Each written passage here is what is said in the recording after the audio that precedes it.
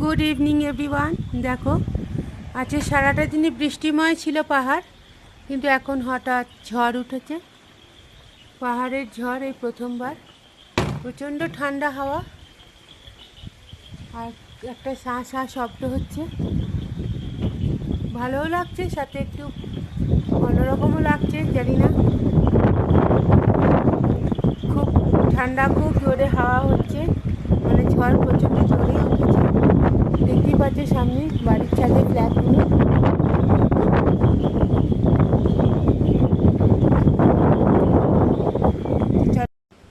আর এখানে আমাদের চাও রেডি হয়ে গেছে, আর বাচ্চাদের জন্য একটু দুধ গরম করেছি, সাথে আছে বিস্কিট।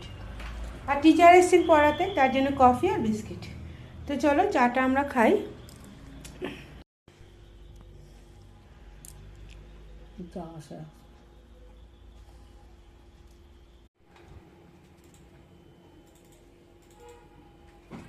ওইটা চা খাবো। এসছে।